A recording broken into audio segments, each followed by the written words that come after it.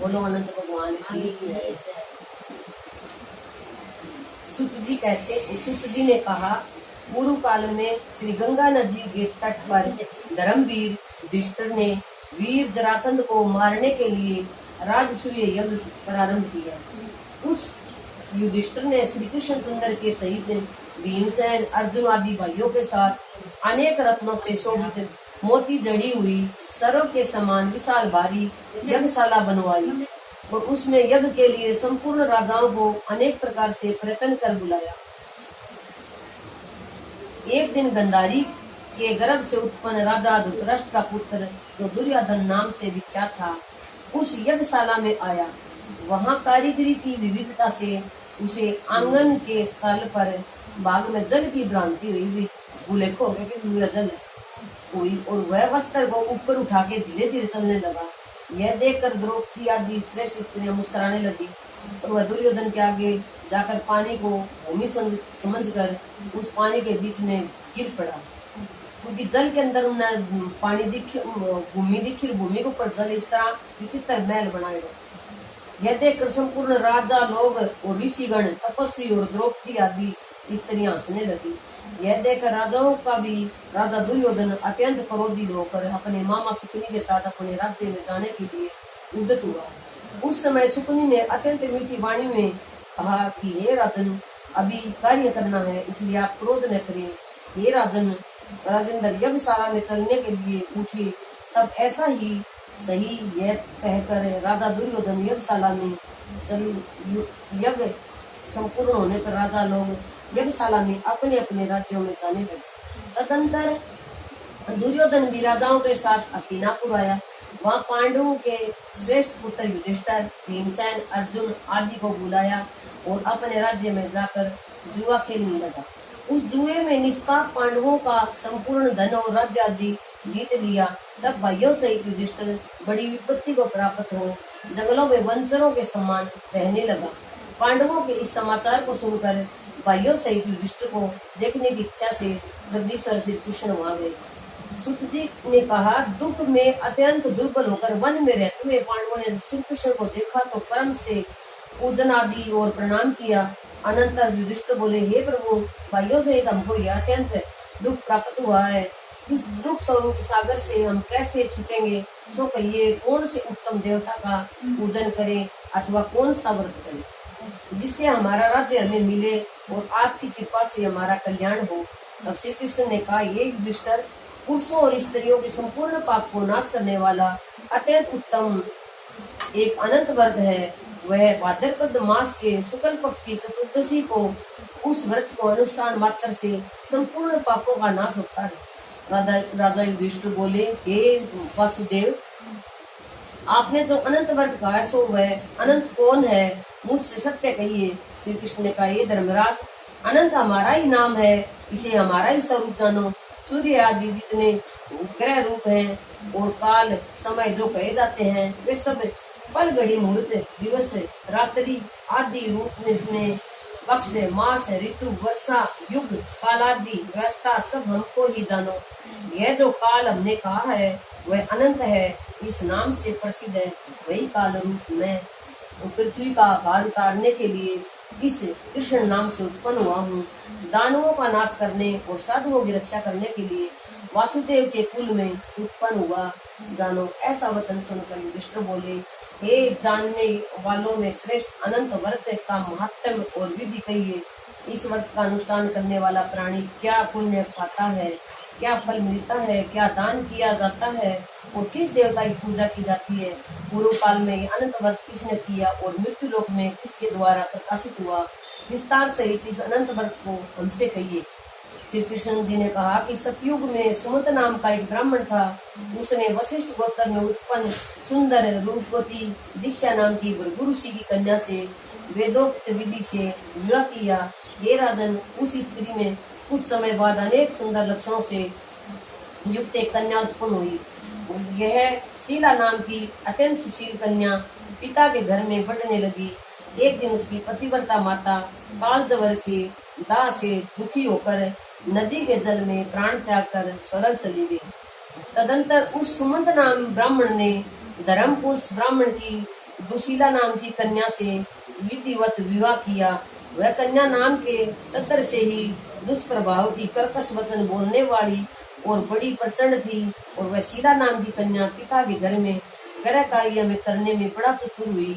वह दीवारों पे बाहर के दरवाजों के ऊपर स्वास्तिक, शंख, कमल, नीले, पीले, सफेद और काले रंगों से अनेक प्रकार के चित्रों को लिख लिख कर सजाया करती थी।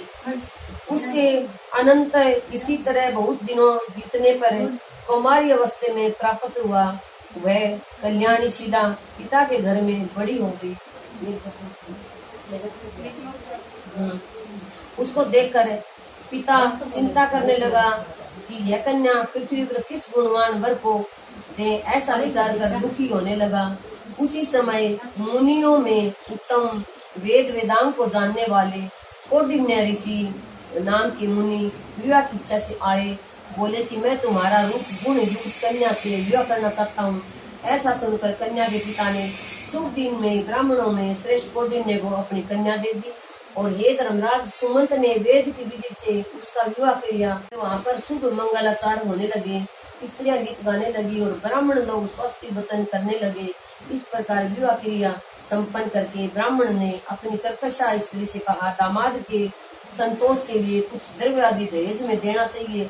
ऐसा सुनकर वह कर्कशा क्रोध में आकर घर की शोभा बिगाड़ती हुई जो कुछ था उसे पेटी में बंद करके दामाद से बोली कि आप अपने घर जाइए, हमारे घर में कुछ भी द्रव्य नहीं है, मानी सामान नहीं है। यदि विश्वास न हो तो देख लीजिए। हे पार्थ, ऐसा सुनकर सुमंत उदास हुए किंतु चुप रहे। और उस कन्या ने भोजन से बचे हुए अनादि से मार्ग का संबल बनाया, यानी एक लड्डू बनाया। और कौंडिन्य मुनि भी नव विवाहिता सुमंत की कन्या शीला को बैलगाड़ी पर बिठाकर धीरे धीरे मार्ग पर चलने लगे। जाते हुए पवित्र यमुना नदी को देखकर उसके किनारे गाड़ी खड़ी करके शिष्यों को उसकी देख रेख में नियुक्त करे। समय स्नान, संध्या दीप आवश्यक कार्य करने गए।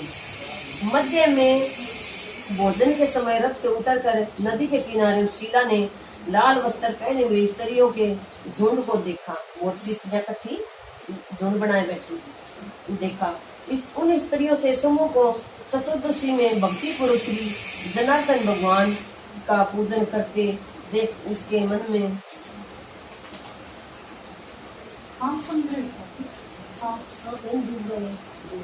पास जा वसीला धीरे से पूछने लगी कि हे प्रभु, स्त्रियां यहाँ क्या करती है और इस प्रकार के व्रत का क्या नाम है? ऐसा सुनकर शीला से वे स्त्रियां बोली, ये अनंत का व्रत है, इसमें अनंत भगवान की पूजा की जाती है। ऐसा सुनकर शीला ने कहा कि मैं इस उत्तम व्रत को करूंगी। इस व्रत की क्या विधि है? इससे क्या दान होता है? कौन देवता पूजे जाते हैं? स्त्रियां बोली, हे शीला, उत्तम अन्न को प्रस्था मात्र एक शेर लेकर मालपुआ आदि पकवान बनाकर आधा ब्राह्मण को दो और आधा स्वयं भोजन करो। फिर शक्ति के अनुसार दक्षिणा दो और यह व्रत नदी के तट पर करें तथा भगवान की कथा सुने। उषा नाम के शेष नाग बनाकर बांस के पात्र में रखें। फिर स्नान कराकर मंडल के भीतर रखकर अनंत भगवान का विधिवत पूजन करें। चंदन, पुष्प, धूप, दीप और अनेक प्रकार के नैवेद्य उनके आगे रखकर तथा मजबूत सूत का डोरा केसर में रंग कर 14 गांठ देकर हाथ में इस मंत्र से बांधे, हे वासुदेव, जिनका अंत नहीं है, ऐसे संसार रूपी महासमुद्र में डूबे हुए मेरा अच्छी तरह उद्धार करो और अपने अनंत रूप में लीन करो।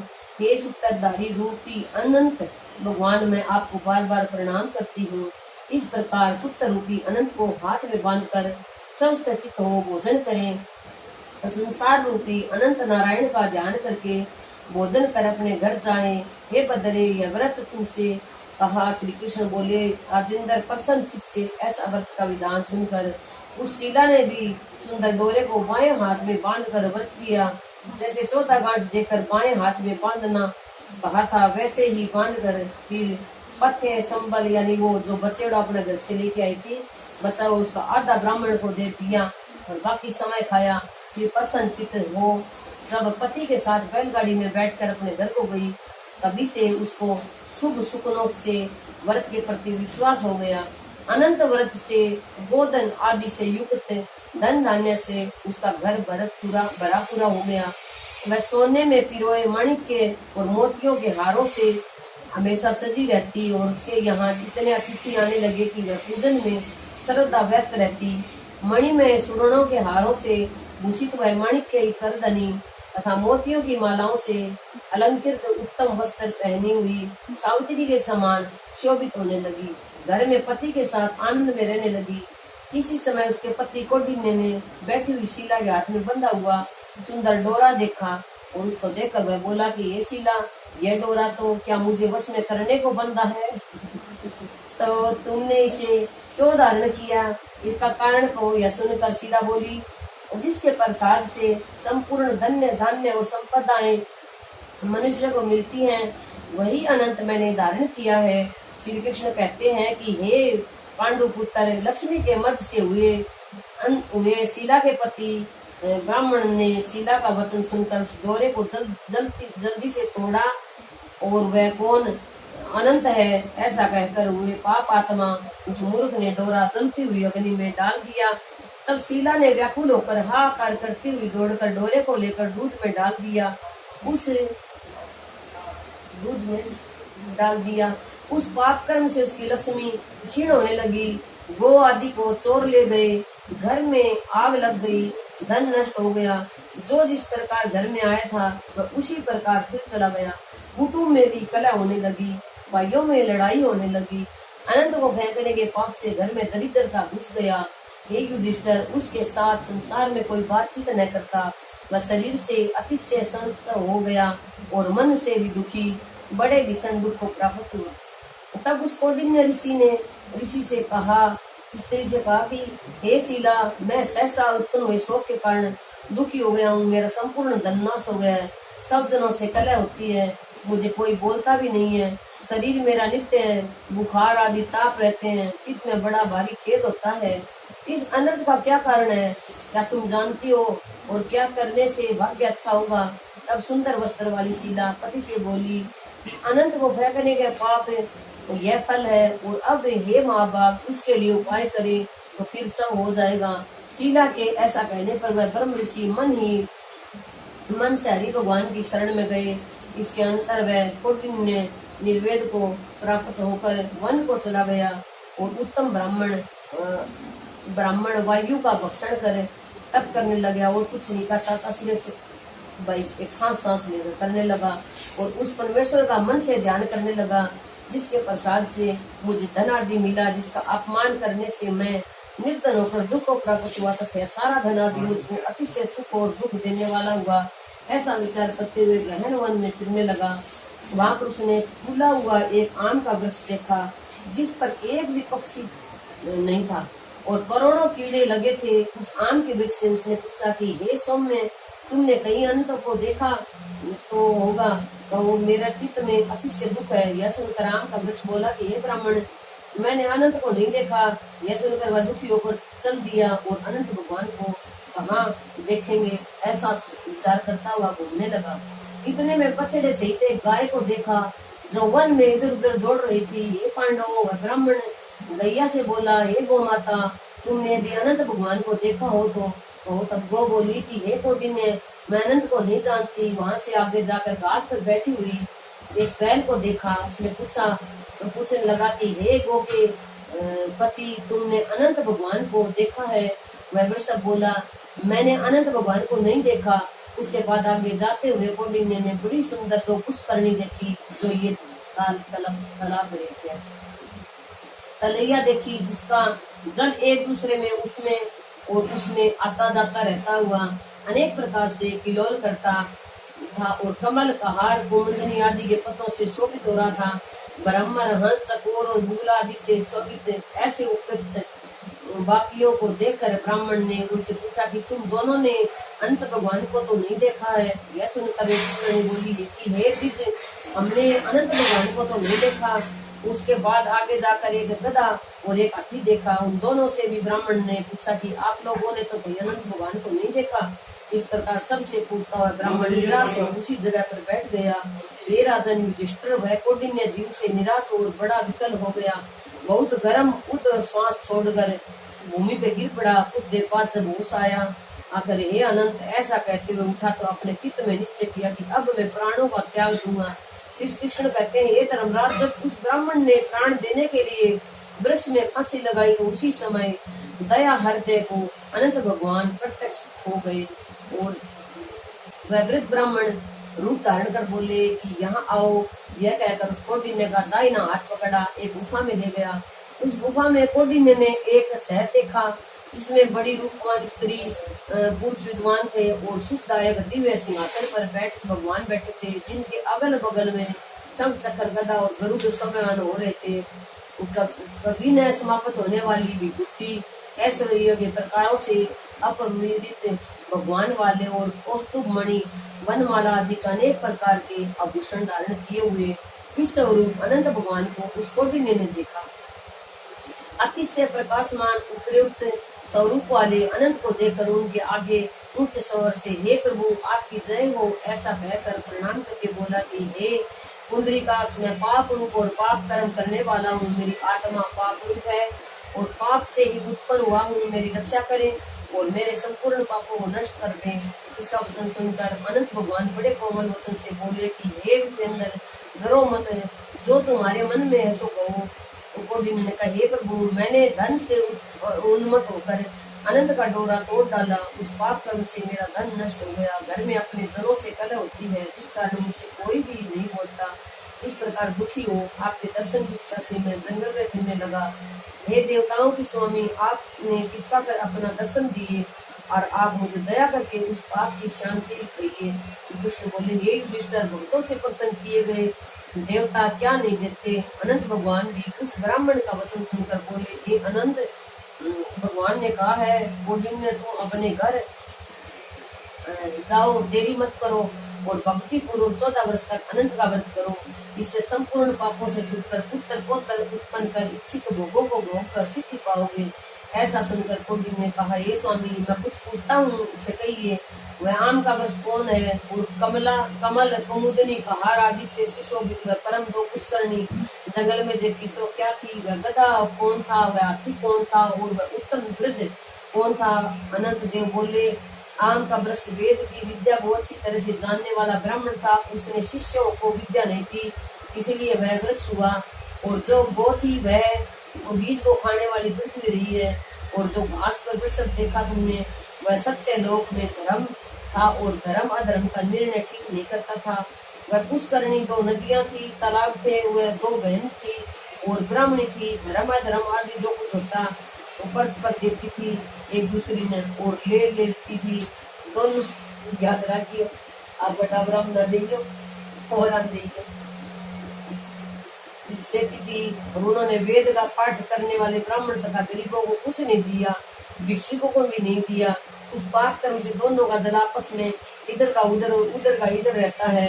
और गधा जो देखा वह क्रोध था, जो हाथी देखा वह अभिमान था, जो ब्राह्मण देखा वह मैं ही अनंत हूँ और जो गुफा थी वह कठिन संसार सागर है। ऐसा कहकर भगवान अनंत उसी जगह अंतर ध्यान होकर 14 वर्ष तक अनंत व्रत करने करके जैसा अनंत भगवान ने कहा था वह सब सुख होकर फिर अनंत लोक में गया। इसी तरह से हे राजश्री, तुम भी कथा सुनते हुए व्रत करो। बोलो अनंत भगवान की जय। ओम जय।